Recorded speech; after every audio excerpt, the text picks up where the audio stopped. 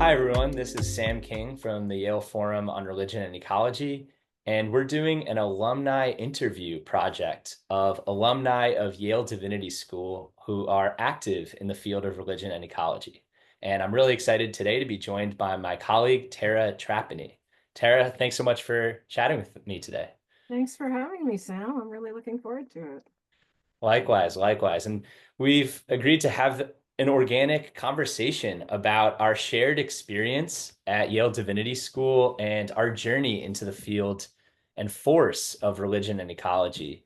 And I thought I would start our conversation, Tara, by just hearing a little bit more about your background and your connection to nature from a young age. How did you first feel connected to a larger community of life, and how did that begin orienting your journey into this field? Yeah. So, as a highly sensitive and neurodivergent child, I really found my connection, my comfort, my meaning through animals and trees and plants, Mm. much more so than humans, than peers. So I think I don't think there was ever a time that I felt that disconnect of humans as separate from nature because they were my friends, they were my allies, they were my family. Mm. So yeah, I felt a deep closeness. I've written pieces about a 100-year-old eastern white pine that was in our front yard and overlooked our home and really I really always felt watched over and protected us. And yeah, so I had a very intimate connection from a young age. Mm. Yeah. Sam, I know so much about your intellectual life, but I don't know a lot about your background or your early life. How did you come to have, a deeper relationship with nature and Mm. what were your formative experiences? Yeah, well, your reflections on your connection to animals immediately resonated with me. And yeah, I don't know if I've actually shared this before, but I used to love the more than human animals in the neighborhood I grew up in the Hudson Valley. And I actually created an imaginary animal league that would engage in different imaginary sporting events from a young age. And I used to uh, kind of enter this fantastical world where I would imagine. How the dogs and cats and birds that were part of our neighborhood community would be a part of this team actually and compete against other teams from other regions. And so I really have always felt this connection to animals in the sense of what the Greeks called an anima, a spirit, a indwelling presence in animals that I was very interested in and allured by from a young age. And I also just remember having a lot of formative experiences by the ocean, especially in the Connecticut shoreline, where we used to visit my grandmother over the summer and just feeling mesmerized by the waves crashing into the sandy shore and collecting all sorts of um, sea creatures and looking at all the various biodiversity that would wash up along the shore. So I remember finding whelks and periwinkles and horseshoe crabs and jellyfish.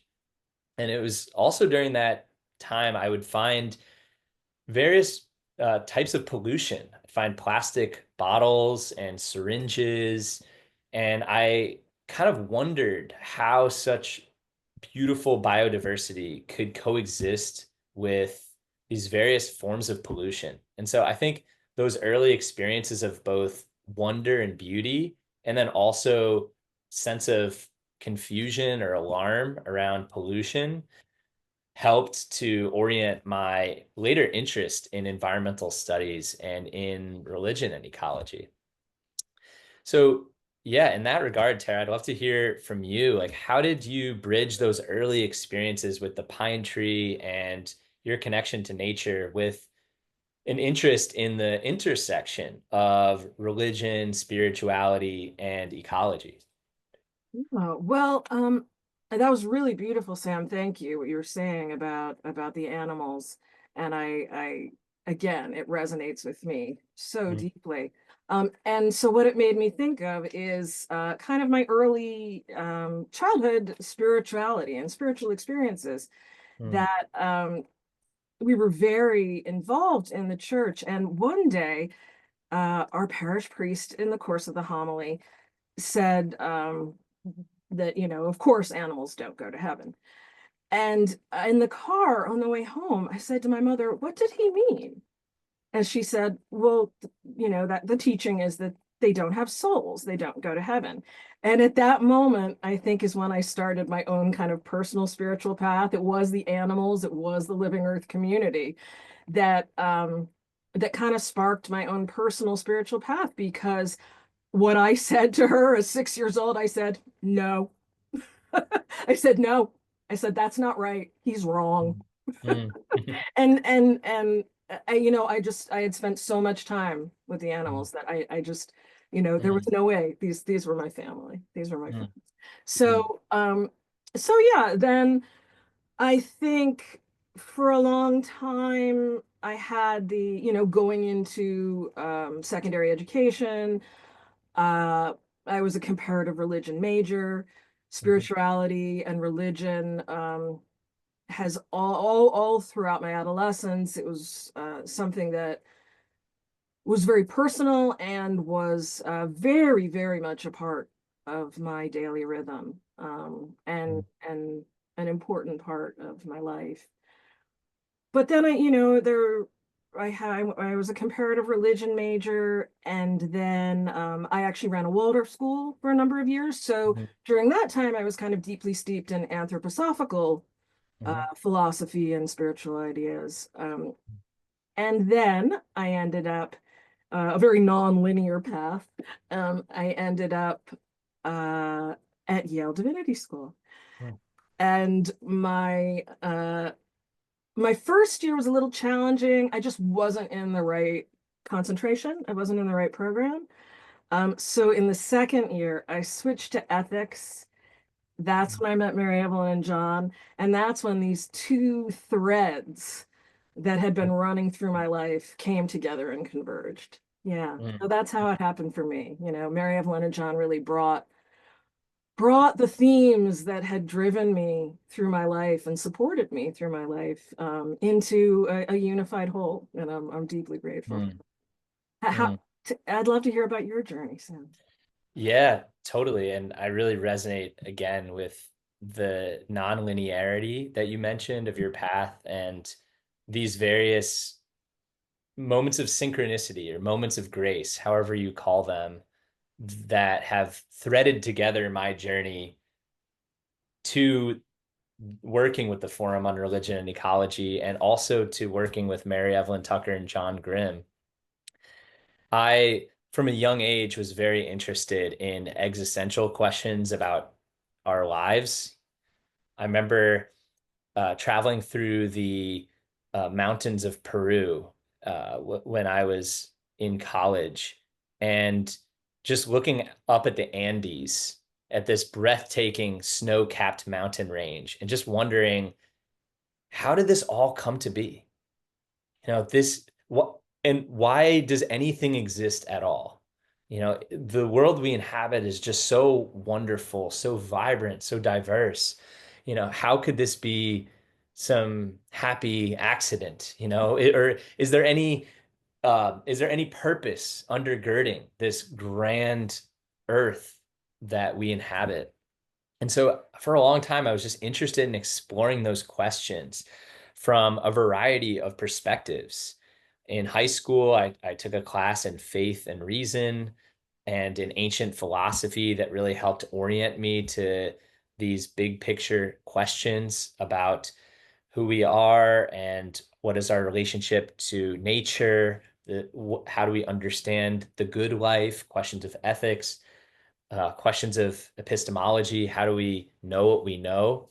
And I actually entered college planning to study those topics and focusing on philosophy.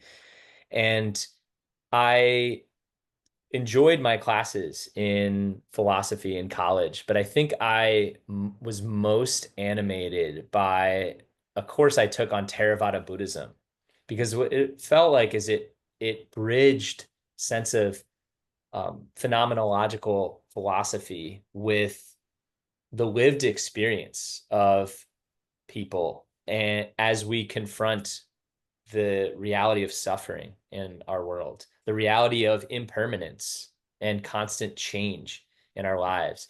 And I was really drawn at that point to meditation and to the cultivation of the mind to bring about a state of loving kindness and state of serenity and peacefulness in a very uncertain, turbulent world.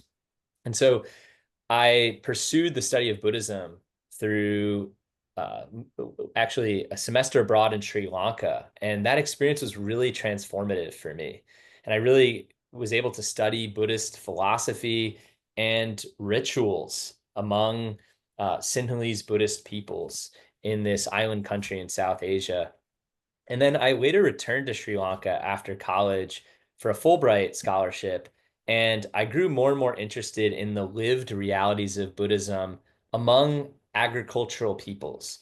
So I actually lived among a rice cultivating village and did research in the upcountry of Sri Lanka for close to a year.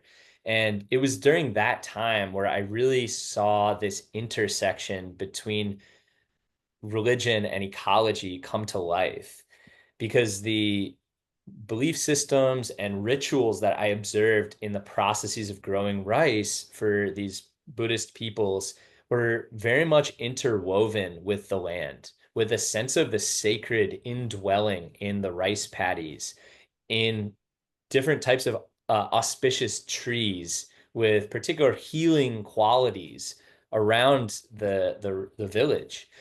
And the Bodhi tree, for instance, is the type of tree under which the Buddha is said to have attained enlightenment, was a sacred shrine, both within the temple complex as well as in other parts of the village, where there would be Buddha statues and colorful flags adorning these trees. And so I grew more and more interested in how different human cultures experience a sense of the sacred in and through the natural world. And coming back to the US, to this region indigenous peoples have known as Turtle Island, I was somewhat disillusioned, honestly. I was trying to understand how have we lost collectively this deep sense of reverence for the places we live? And how do we recover a sense of the sacred, a sense of reciprocity with the earth that sustains us in every moment? Through every breath we take, every sip of water, every bite we eat. And that that journey led me to teach at a high school for 3 years, where I was teaching philosophy and religious studies at a school called Hotchkiss in the Berkshires of Connecticut. And then it was during that time I came across a program on Journey of the Universe with Mary Evelyn Tucker and John Grimm. And that experience really connected the dots for me. And it was like this uh, aha moment, this metanoia experience where my interests in religion and spirituality and my interests in ecology, sustainability, and restoring reciprocal harmony with the earth, the community really came together. And I'm so lucky that several years later, now I've had a chance to study at Yale Divinity School and now work with the Yale Forum on Religion and Ecology. That's amazing, Sam. Thank you. And I think I see, if I'm not wrong, a memento of that event behind you, framed. Yes, actually, yeah. So this poster was actually made by my former school about this screening we had on the Emmy Award winning film Journey of the Universe. And I also thought you might point out the this image I have from Sri Lanka, Oh, which yes, I see it now. yeah, which So much of my studies and research are indebted to the land and the people of Sri Lanka who welcomed me so hospitably and taught me so much about living in deep relationship with with the earth. And Yeah, so, that's so yeah. beautiful. And, I'm just amazed that, we've been working together for what, 7, 8 years, and there's so much I don't know about your story. But what I did actually know the Mhm, Hotchkiss piece. And mhm, that brings me back, it just brings me back to one thought that you said earlier, which is you were talking about your childhood and visiting your grandmother in mhm, Connecticut. mhm, Kind of that ancestral piece I did forget to mention is a big piece of mhm. my connection with nature. Also my grandmother, also Connecticut, but the absolute opposite end of the state, right down the block from the Hotchkiss School. And so you Wow, know the area quite well. And totally.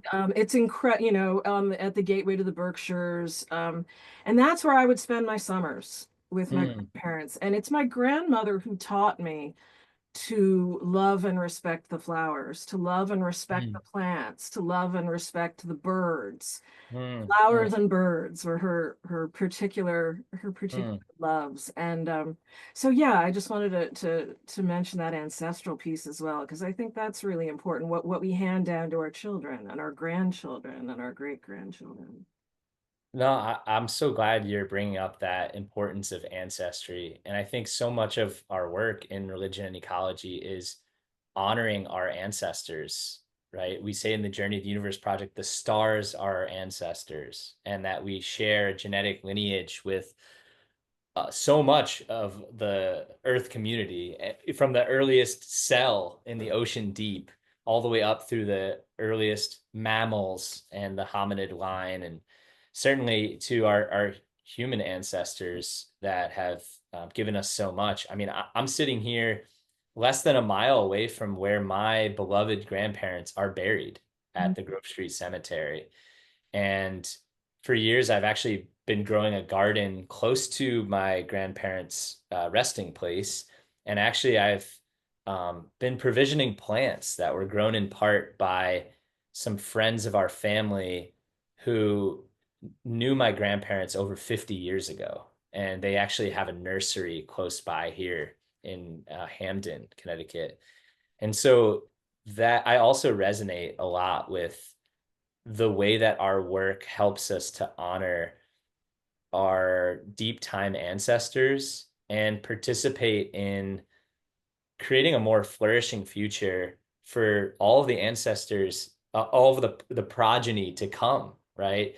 The deep time future, and ensuring that we are creating a healthy and just and regenerative way of life for many generations to come. But Absolutely.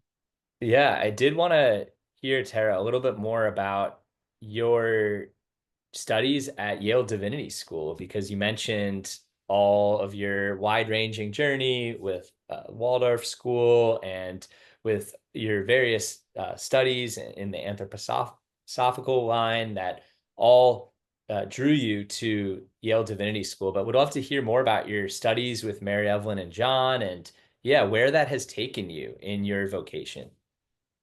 Yeah, well, like I said, my second year at Yale Divinity, I had switched to the ethics concentration, and literally the very first class of the semester was, uh, I think it was Introduction to Western Religions and Ecology, I believe. Um, and it was Mary Ellen and John, and I felt like after a year of it being not the greatest fit, I felt like I was home. I felt like I was Mm, finally home. And that was mm, the most amazing class. Mary Evelyn and John always create an amazing mm, mm, cooperative, collegial, rich classroom experience. But I think that was their very first class at Yale, and it was my very first class with them. And it mm, was a really special group of people, some really amazing. Like you probably know Christy Zenner. She mhm, was in that class, mm, and mhm, Matt Riley, who worked with the Forum for many years, and Mhm. some other familiar names.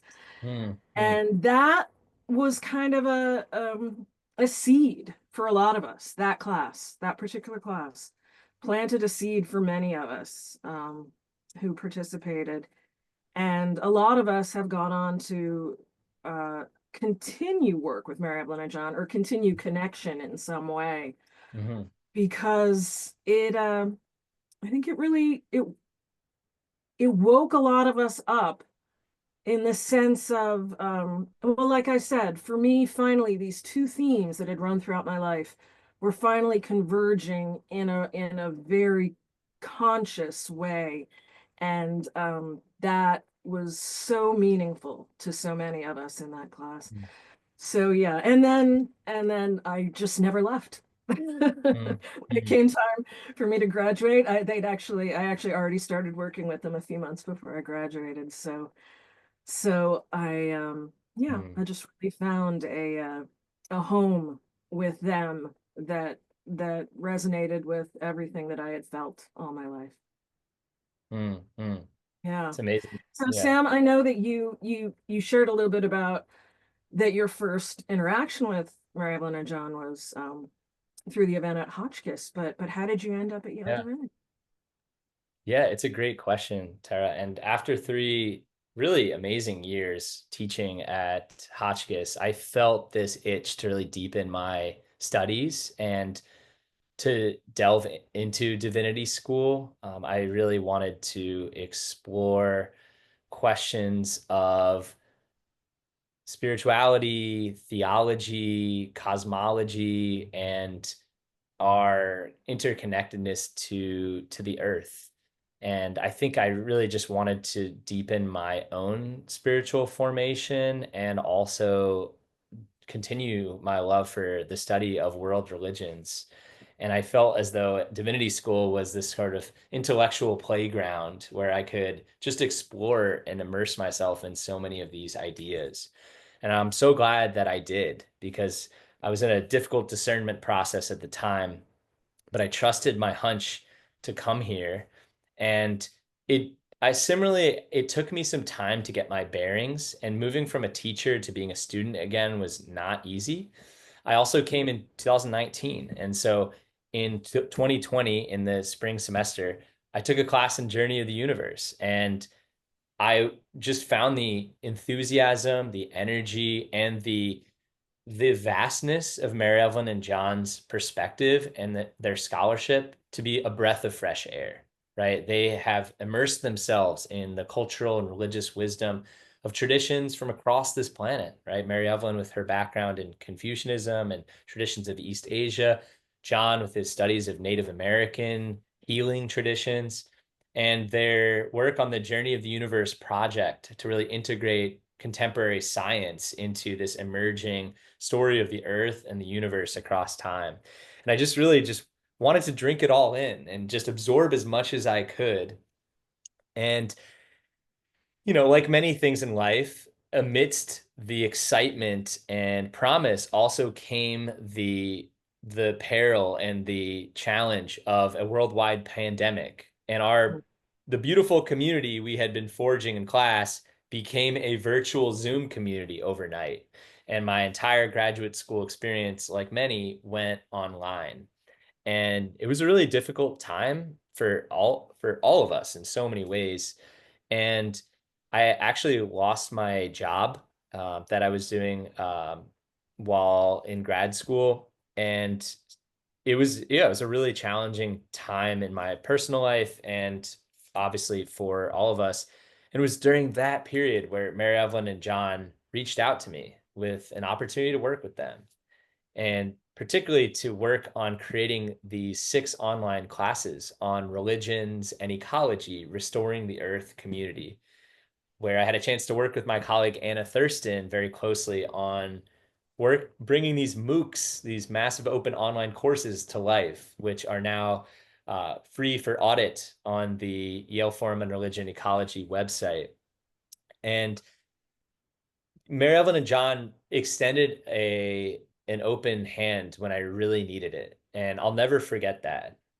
right? And it sounds like for you too, Tara, like Mary Ellen and John have really been an inspirational presence and just mentors that are, I think, so rare to come by, honestly.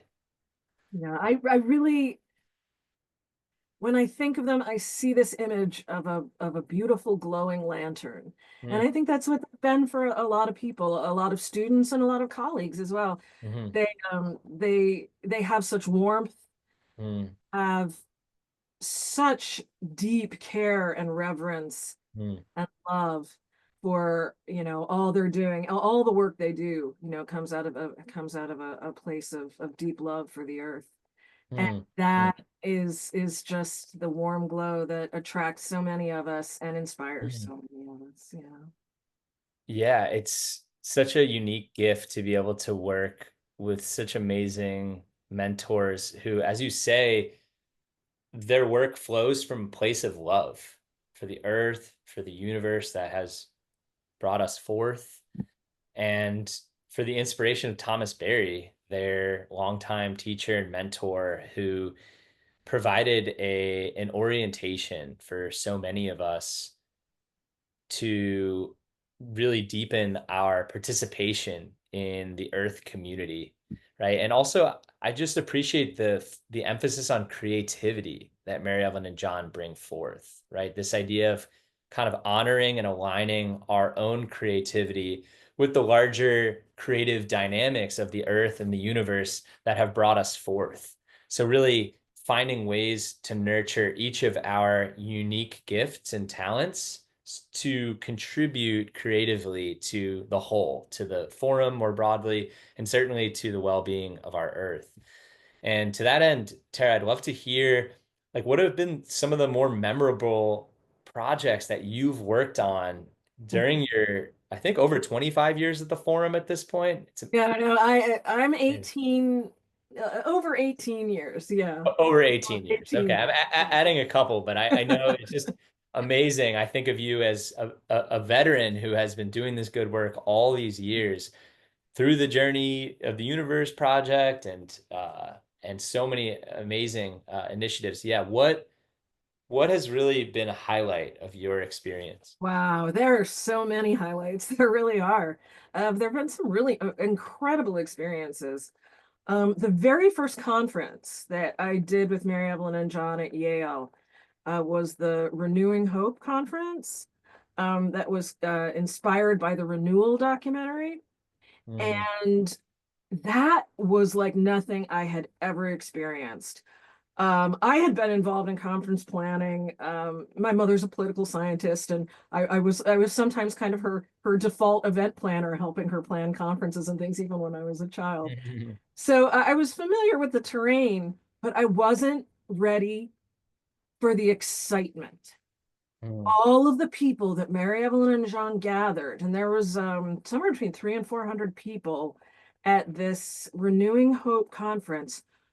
The level of enthusiasm and energy was like nothing I had ever experienced. mm, As Mary Evelyn and John got up there and, gave kind of the welcome for the day, each day of the conference, I began to see why. I'd only been working for them for a few months at that point, I think maybe 8 months or something. And I mm, really mm, began to see why. Because as they spoke, um, everyone assembled, everyone listening was just enwrapped. And I could see that it was both that the people were excited about the subject matter, about bringing these themes together, about everything that could mean for the earth, but they mm, were mm, also excited about Mary Evelyn and John's own presence, mm, the way that they create community. mm, Yeah, so that was a big highlight. Journey of the Universe, of course, huge, mm, huge, huge highlight when we had the conference at Yale and the premiere, mm, mm, movie premiere. Boy, the the space we were in at Croon Hall at Yale was packed and standing room only. Tons of people standing in the back. And it was, you could hear a pin drop. as people were sitting there watching, listening to Brian's voice, watching the incredibly beautiful imagery and hearing the music. You could hear a pin drop. And then when it ended, it was like there was just a few seconds of silence and then this thunderous applause. And people just were on their feet. And it was just a really not only inspiring and validating and hope. It was hopeful. It gave us a lot of hope. Yeah, so there are many, many other experiences, but I'd say those are two of my biggest highlights. But Sam, I know you have done so much Journey to the Universe outreach, and you meet so many amazing groups of people and take them through cosmic walks. I'd love to hear what your highlights are. Yeah, it's so cool to get a glimpse into that first screening of Journey of the Universe here at Yale and how magical of an experience that must have been. And it sounds like I've had so many amazing experiences over my over 5 years now working with Mary Evelyn and John, which is hard to wrap my mind around. Leading retreats with John at Wisdom House has been a real highlight of exploring the intellectual legacies of Pierre Teilhard de Chardin and Thomas Berry in relation to the Journey of the Universe project, and really just learning from so much of John's wisdom and his penchant for storytelling. He's just such a magnificent storyteller, and being able to combine that with a cosmic walk experience, which is a ritual created by Sister Miriam McGillis of really embodying the 13.8 billion year story of the universe through a 138-foot rope marked with the various transformation moments of the earth and the universe across time. So those Wisdom House experiences have been really, really formative. Building the online courses with Anna Thurston was a real gift. It was a heavy lift, but it was a labor of love because we got to explore traditions from all over the planet and to really deepen into their ecological dimensions. And then to create online courses that are really exploring and celebrating the ecological wisdom of traditions from Confucianism to Taoism to Christianity, Judaism, Islam, Buddhism, to indigenous traditions from all over the world.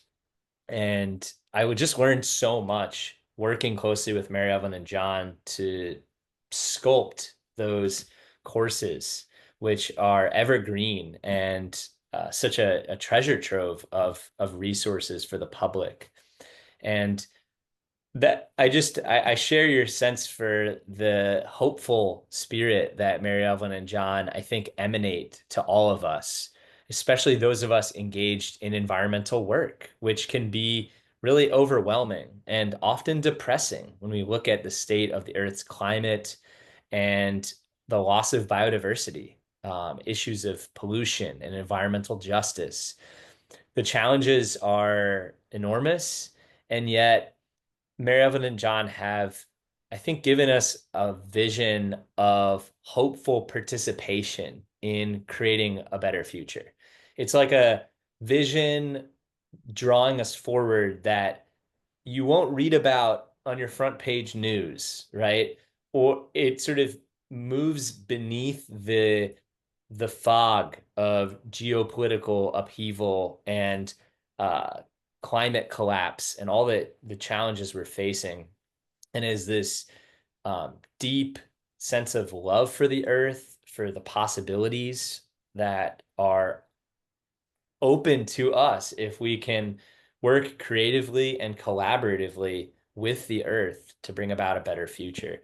And so I'm just so indebted to them for so many ideas and experiences that they have brought me into. So, Oh, absolutely. I mean, they I don't even know how they keep such enthusiasm and hope, but thank heavens they do, hmm, because they really lift all of us up so much. And that makes me think of something from childhood. Um, and the bookshelf in our living room, when I was a child. My mother's a political scientist. So Hmm. all of the books were, foreign affairs journals and political science books, all, um, not terribly hopeful. Hmm. A little heavy, a little dark, a lot of political struggle and strife. But on Hmm. that shelf, among all those books, was there this shining little beacon of hope, Hmm. Thomas Berry's Dream of the Earth. Hmm. And I kind of feel the same way now. Mary Evelyn and John are carrying on Thomas's legacy of being a beacon of hope, of saying, no, do not give up. We do not give up. Hmm. Oh, Yeah. we love, if you have love, Hmm. Hmm. um, like they love the earth, like you and I love the earth, Hmm. Hmm. cannot give up. Yeah. And I feel like that hope and that inspirational, never quit spirit is part of what they inherited as part of Thomas's legacy. Yeah. Absolutely. And they just brim that sense of hope and possibility to everybody they meet. So beautiful. And they have a gift, I think, for recognizing the unique talents of every person, every being that they encounter, and really helping to draw that forth.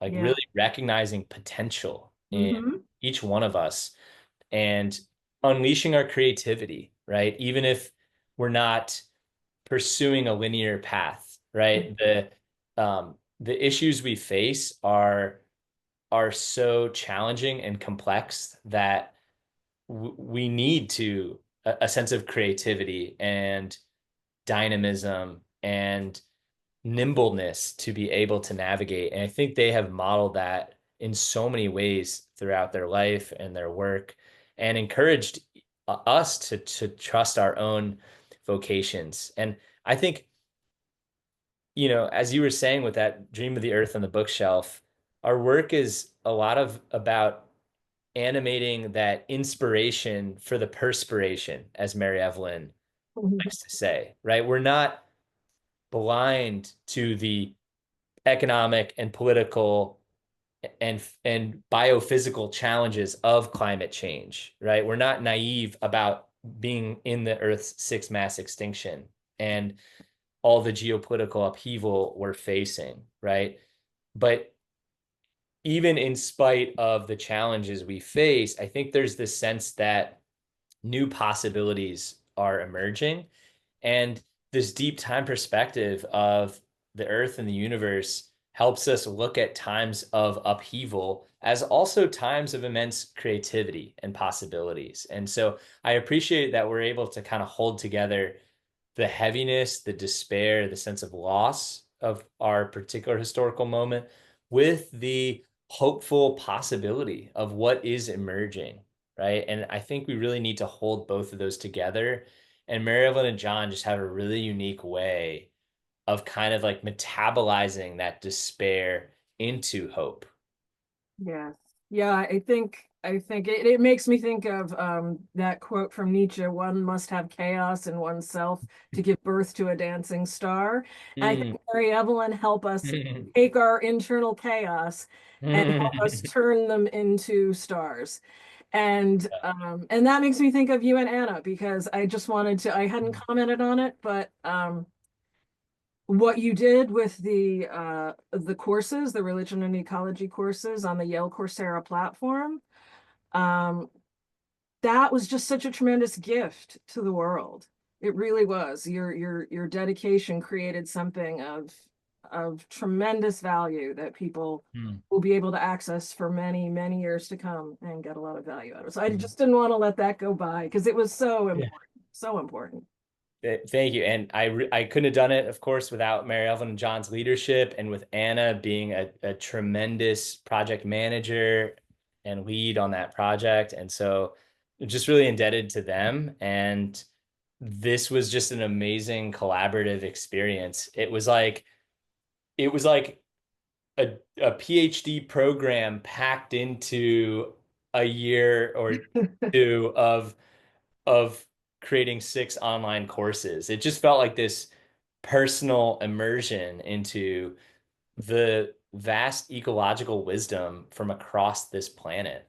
And it was just such an amazing experience to do all these readings and watch these incredible interviews and ethnographic accounts of different stories from across our planet that are inspiring transformational change and the restoration of the Earth's biodiversity all over this planet. And so, speaking of projects that have excited us and have been huge labors of love, I'm excited to talk with you about our newest project, Tara, which is on the Living Earth community. Yes. Yeah. So tell us a little bit more about this project that we are collaborating to bring together this year. Well, again, I feel like it brings me right back to what I was saying about childhood, because it's all about, how we are not separate, Hmm. how we are immersed in a diverse community of life. And I felt that very much as a child. I feel that very much. I live here in the woods of Vermont, Hmm. surrounded by wildlife, immersed in a diverse community of life. And that's what we're really trying to paint a picture of this diversity, of this interconnectedness, of communication, of communion, between all members of the Earth community.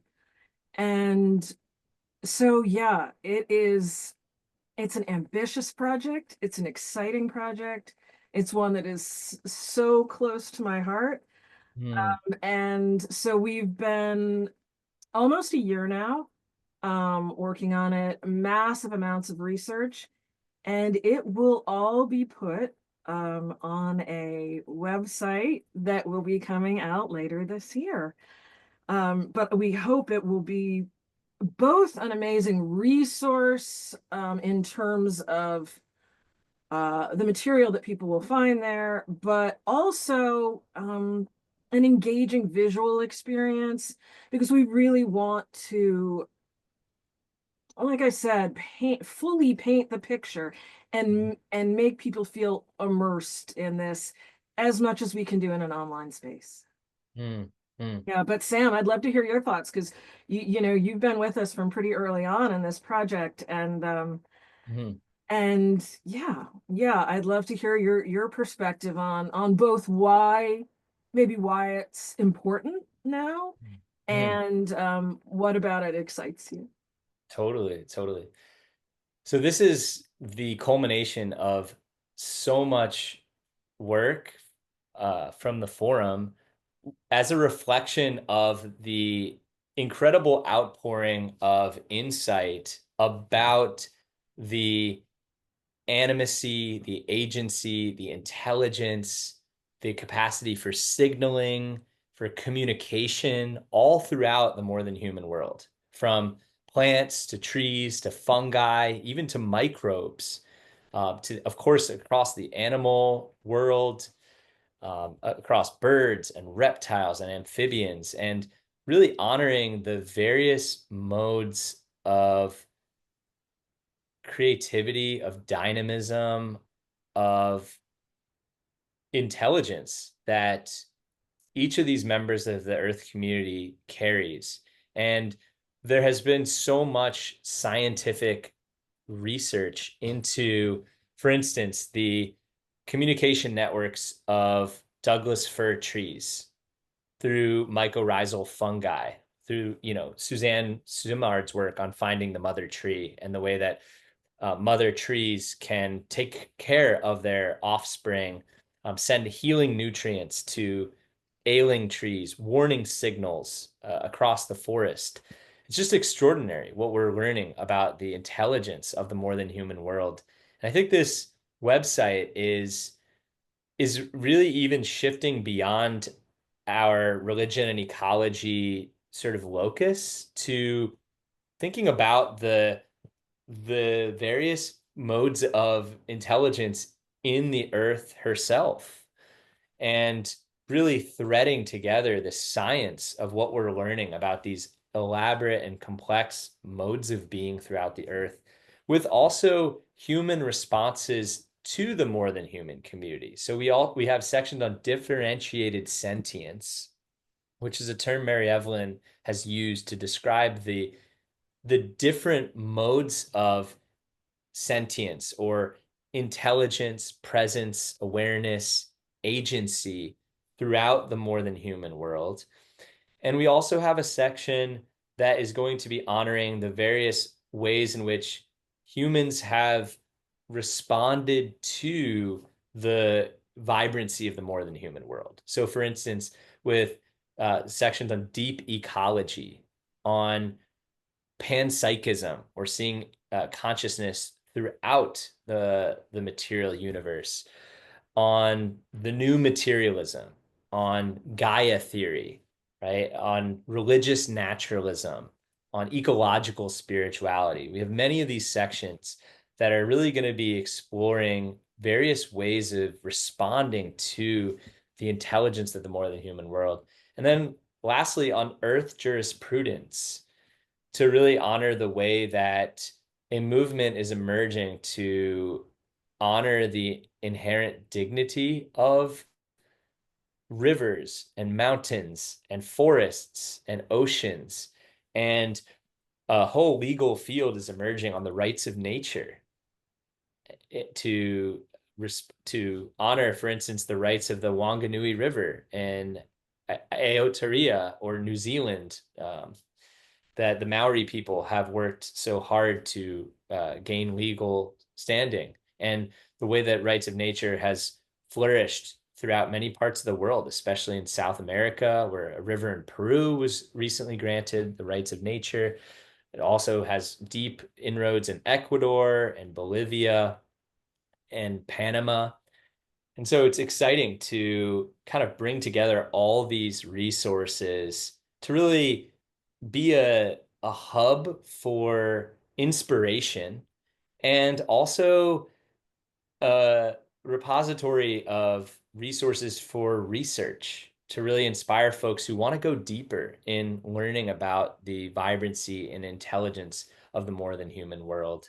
So I'm hoping it's going to have that element of awe and wonder you spoke to, that immersive quality, and also that academic rigor and the opportunity for scholars to use this as a sounding board for research and for inquiry into these really exciting fields. No, absolutely. And thank you. You gave us such a beautiful overview of the richness of the site and the diversity of it, because Yeah. there's quite a lot of diverse elements that we're bringing together here. And I think that's both going to maybe surprise some people, but I think it's going to be really exciting because Hmm. Mary Evelyn and John have always been bridge builders. That Totally. was one of the first things I learned when I started working for them was that we weren't just speaking to each other. We were Hmm. speaking to policymakers. We were speaking with the lawyers. We were co-hosting events with the business school. That, there was Yeah, that kind of interdisciplinary cross-pollination. We're talking about a different kind of bridge building and cross-pollination here, but it's the same spirit. I also wanted to mention, just to honor it, that this was all inspired by a conference, a symposium, the Living Earth Community Symposium that Mary Evelyn and John held a number of years ago, and then the volume that Sam Mickey and Mary Evelyn and John edited that came out of that conference. So yeah, so this is something that's been brewing and percolating in the forum for a while, and now we're just turning it into something that it's going to be really visible for the world, and we hope of real value. Yeah. totally, totally. And with books and articles and videos and evocative photos, we're really hoping this is going to be a multi-sensory and really holistic immersion into the vibrancy of the Earth community. We're So doing our best. yeah, yeah. Here onwards, of course. So as we come to a close, Tara, I'd love to just hear any parting reflections from you on what excites you about the future of religion and ecology, and yeah, where you see the great work, as Thomas Berry says, leading us in this time. Yeah, I mean, Living Earth community is definitely a big piece of that. Hmm. But I would say the other piece is Mary Evelyn and John's work with ecological civilization. Hmm. That's really living Earth community, ecological civilization, and continuing with a journey of the universe with all of your outreach. I kind of feel like, these are our primary themes that are going to be carrying us along, the rivers that are going to be carrying us into the future. Hmm. Hmm. And I think ecological civilization is just so very exciting because it is so new. There is only one country in the world that is putting it into practical action. And so it has so much potential. Hmm. It's kind of like that, it's that raw potential that now it's, what do we do with it? How do we translate it into other cultures? And but I think that's really where my greatest hope lies Hmm. is in that thread in that project. Yeah. Yeah. I'm also so inspired by the ecological civilization venture in and the commitment in China that Mary Evelyn and John have been exploring in their month-long recent visit to China, their third visit to China in the last year and a half. And it's just amazing the dialogue across cultures that is emerging on ecological civilization. And I see it as such a promising experience of bridge building, as you said, to really think about how we can create what Thomas Berry calls a single multi-form celebratory uh, presence on the Earth community. I mean, that's how he describes the universe, right? We both working together and also honoring our cultural differences. And I see ecological civilization is really pointing us in that direction. And I also just wanted to share in our Journey of the Universe course, which we just finished last night, the 7-week online class on Journey of the Universe with the Deep Time Network, we had a visit from Mary Evelyn and John for our last and final class. And it was just amazing to hear them reflect on the reception of Journey of the Universe in China. And now I'm going to be speaking with some young Chinese scholars about potentially translating more resources from Journey into Chinese. The film has already been uh, dubbed in Chinese and the book has been translated. But they're interested in translating the Cosmic Walk into Chinese, and it's just really exciting to see the reception across the world to this really amazing emerging project. We also have two young students in Pakistan who have translated the Journey film into Urdu and who are now translating the Journey of the Universe book into Urdu because they were so inspired by a screening of Journey last summer with John. And so I think it's a sign that our work is evergreen and can continue to inspire hearts and minds around the world. And the last thing I'll say is we had a student in our Journey to the Universe class who turned 90 in the second to last week of our class. And here he is on our online course on Zoom, and he had a happy 90th birthday banner behind him. And he said that on his 90th birthday, he showed Journey to the Universe to his entire family. Wow. Okay? And I think if Journey can inspire folks who on their 90th birthday, yeah, young students in Pakistan and in China, it can continue to inspire transformational change moving forward. So, Oh, I agree completely. And there's obviously a lot of heaviness in the world, mhm, but what inspires me about Mary Evelyn and John is that they're able to keep the vision in spite of all of the challenges and heaviness. And I think mm, what you're saying is exactly it, because they know that they are planting seeds everywhere. mm, And mhm, that is, and how many things do we plant? and it takes a very long time for them to grow and mature and bear fruit. Well, they don't need to see the instant gratification. They understand that they are planting seeds.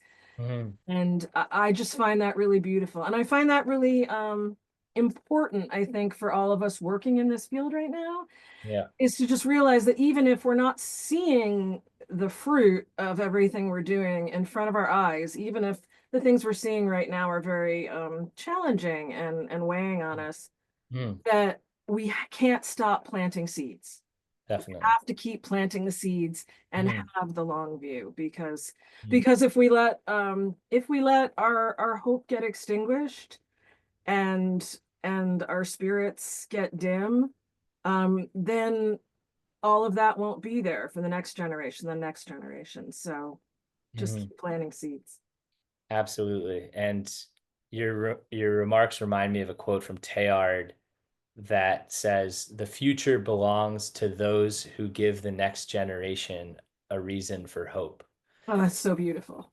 And I think I echo everything you said about our work in planting seeds for the future, for future generations to take up the great work and to contribute their own creativity to the well-being of our planet for many generations to come. So I just wanted to thank you, Tara, for joining me in this conversation today. It's been great to dive in and hear more about your story. And I'm excited to continue collaborating with you on the Living Earth Community Project. Oh, indeed. Me too, Sam. And thank you so much for inviting me here. And I really enjoyed it.